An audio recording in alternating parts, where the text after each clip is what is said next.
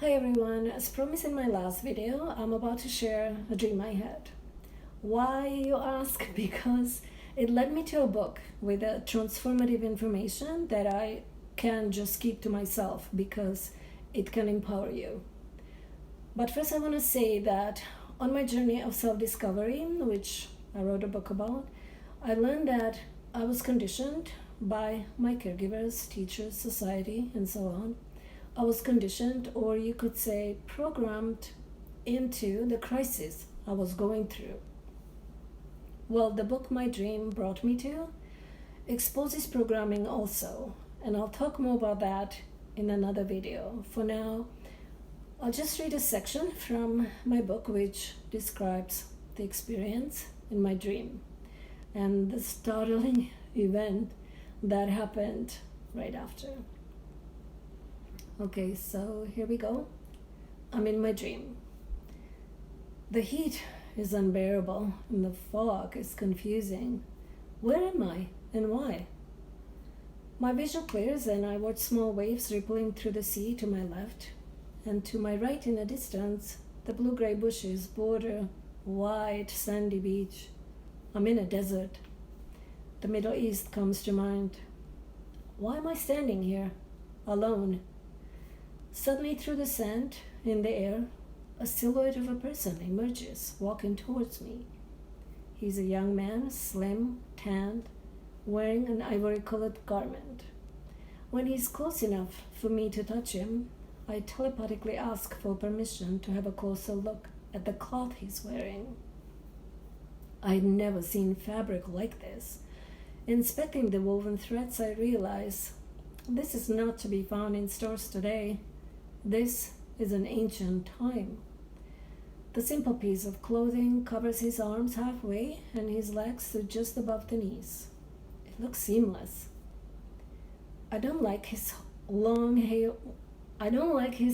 wavy hair parted in the middle. It's so out of date, I think, just before he telepathically says to me, "I am your son." Now, I dreamed this like 17 years ago. I feel very different about a long hair on a guy. Like, I quite like it. Okay, so let's continue. All I can say in this moment is, well, if you're my son, you need a haircut. Now, I feel awkward because the name Jesus comes to me. It's connected to him. And it feels very distant, though, and versatile, as though he has many names. Suddenly, as though skipping through time, he's standing further away from me. His body begins to dissolve into a tiny, sparkling matter, forming a cloud of swirling energy glittering with colors. It's mesmerizing to watch. The whole scene is just incredibly beautiful. The cloud of glitter continues to swirl, and it's shifting into shape. A man's face startles me. It's right in front of me. His black wavy hair, parted in the middle, blends with the darkness behind him. His face is illuminated by a light source I don't see. I'm completely mystified, looking up and not seeing any light. As I gaze into his deep-set eyes, I feel immense power. It overwhelms and scares me. Am I afraid because power in the hands of people is never too good, or is it something I said? I recall the remark I made about the hair earlier. He must be the same soul we met on the beach. But this is a different time, a different lifetime. How could this be? I'm puzzled. I don't know what's happening. But one thing is for sure. I'll never forget this face. Then the spellbinding transformation begins again. This time, the scenery quickly changes into happiness and joy as I'm watching a small boy running around on a perfectly cut green grass. His blonde wavy hair and his giggling sound reflects nothing but cheerfulness on this beautiful summer day. I know I'm back in the present time. And just like that, I awake. Completely mystified, stunned, and puzzled, as soon as I opened my eyes, it was impossible to admit to myself that it was just a dream. because of how real, vivid, and filled with meaning the whole experience was. Dreams, I had always thought, are just reflections of what goes on in one's everyday life. What we're going through turns into symbolic interpretations. I was also somewhat familiar with the concept of reincarnation, and even though my interest was never strong enough to read all about it, I was open-minded about this concept. Whatever the reason I had those visions in my dream, I was convinced. The young man on the beach, the mysterious face, and the child, they were all the same energy, the same soul, just incarnated in different times. Could I have lived in that ancient time? I wondered, but didn't dwell on getting the answer. I'll never know for sure.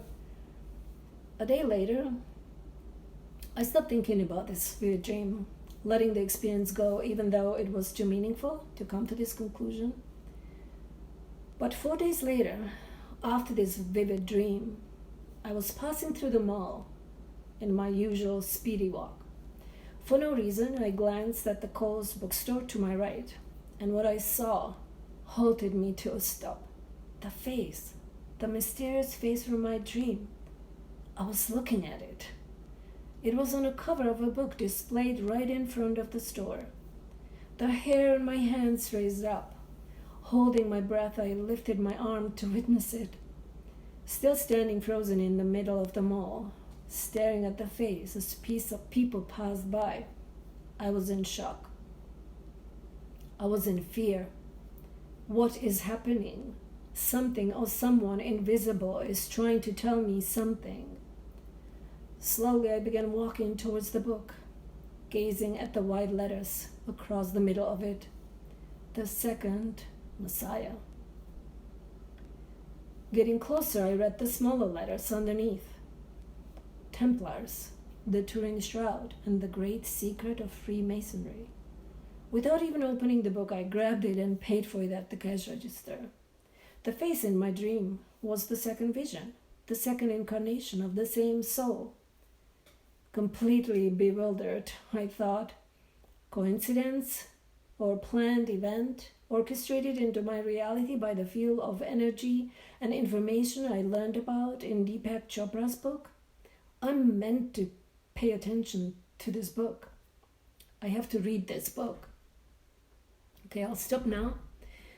And I just want to say what I learned from the authors of this book is that the history about origins of Christianity is not all based on truth.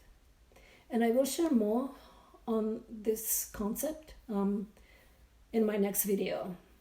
So if you find this interesting, please subscribe and hit the like button so more people can see it. And thanks so much for watching. And have a wonderful day. And see you next time. Bye.